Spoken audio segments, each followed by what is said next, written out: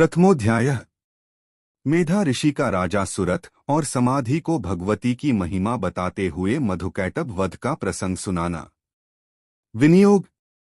प्रथम चरित्र के ब्रह्मा ऋषि महाकाली देवता, गायत्री छंद, नंदा शक्ति, रक्तदंतिका बीज, अग्नि तत्व और ऋग्वेद स्वरूप है। श्री महाकाली देवता की प्रसन्नता के लिए प्रथम चरित्र के जप में विनियोग किया जाता है। ध्यान। भगवान विष्णु के सो जाने पर मधु और कैटभ को मारने के लिए कमलजन्मा ब्रह्मा जी ने जिनका स्तवन किया था, उन महाकाली देवी का मैं सेवन करता हूँ। वे अपने 10 हाथों में खड्ग, चक्र, गदा, बाण, धनुष, परिध, शूल, भुशुंडी, मस्तक और शंख धारण करती है। उनके 3 नेत्र हैं। वे समस्त अंगों में दिव्य आभूषणों से विभूषित हैं। उनके शरीर की कांति नीलमणि के समान है तथा वे 10 मुख और 10 पैरों से युक्त हैं। उचंडिका देवी को नमस्कार है। मार्कंडेय जी बोले, एक सूर्य के पुत्र सावर्णी जो 8वें मनु कहे जाते हैं, उनकी उत्पत्ति की कथा विस्तार पूर्वक कहता हूँ, सुनो। 2 सूर्य कुमार महाभाग सावर्णी भगवती महामाया के अनुग्रह से जिस प्रकार मनवंतर के स्वामी हुए, वही प्रसंग सुनाता हूँ। 3 पूर्वकाल की बात है। स्वारोचिष मनवंतर में सुरथ नाम के एक राजा थे, जो चैत्र वंश में उत्पन्न हुए थे। उनका समस्त भूमंडल पर अधिकार था। 4 वे प्रजा का अपने औरस पुत्रों की भांति धर्म पूर्वक पालन करते थे, तो भी उस समय कोलाविध्वंसी नाम के क्षत्रिय उनके शत्रु हो गए। 5 राजा सुरथ की दंडनीति बड़ी प्रबल थी।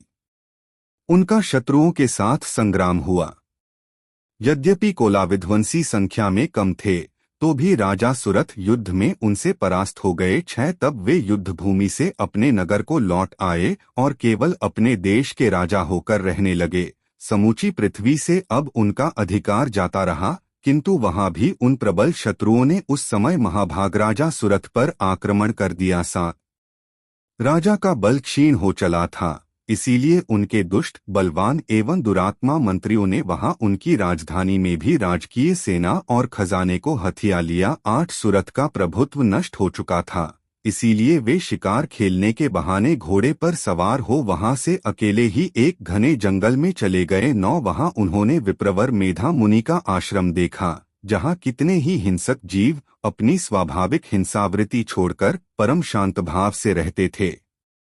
मुनि के बहुत से शिष्य उस वन की शोभा बढ़ा रहे थे। 10 वहां जाने पर मुनि ने उनका सत्कार किया और वे उन मुनिश्रेष्ठ के आश्रम पर इधर उधर विचरते हुए कुछ काल तक रहे। 11 फिर ममता से आकृष्ट चित्त होकर वहां इस प्रकार चिंता करने लगे, पूर्व काल में मेरे पूर्वजों ने जिसका पालन किया था, वही नगर आज मुझसे रहित है।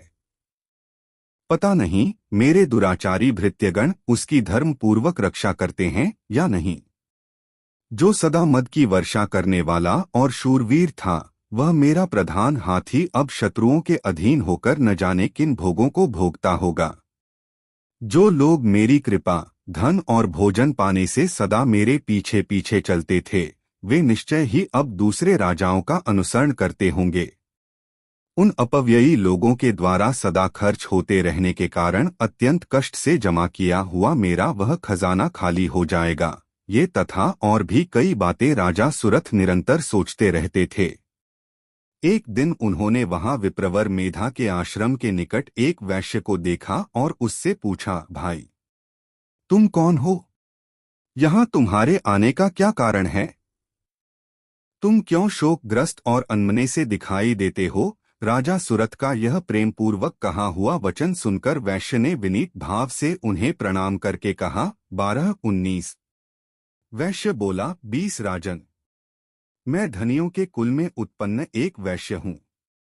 मेरा नाम समाधि है। 21 मेरे दुष्ट स्त्री पुत्रों ने धन के लोभ से मुझे घर से बाहर निकाल दिया है। मैं इस समय धन, स्त्री और पुत्रों से वंचित हूँ। मेरे विश्वसनीय बंधुओं ने मेरा ही धन लेकर मुझे दूर कर दिया है, इसीलिए दुखी होकर मैं वन में चला आया हूँ। यहाँ रहकर मैं इस बात को नहीं जानता कि मेरे पुत्रों की, स्त्री की और स्वजनों की कुशल है या नहीं। इस समय घर में वे कुशल से रहते हैं अथवा उन्हें कोई कष्ट है। 22-24 वे मेरे पुत्र कैसे हैं? क्या वे सदाचारी हैं अथवा दुराचारी हो गए हैं? 25 कैसे हैं?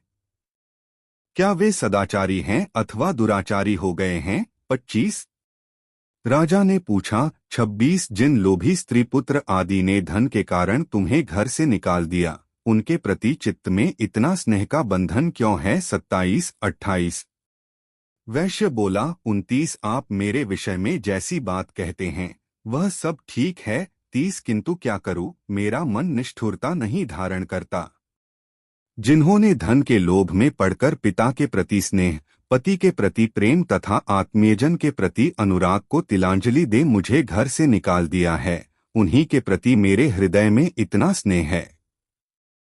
महामते, गुणहीन बंधुओं के प्रति भी जो मेरा चित्त इस प्रकार प्रेम मग्न हो रहा है, यह क्या है, इस बात को मैं जानकर भी नहीं जान पाता। उनके लिए मैं लंबी सांसें ले रहा हूं और मेरा हृदय अत्यंत दुखित हो रहा है। 31-33 उन लोगों में प्रेम का सर्वथा अभाव है, तो भी उनके प्रति जो मेरा मन निष्ठुर नहीं हो पाता, इसके लिए क्या करूं? 34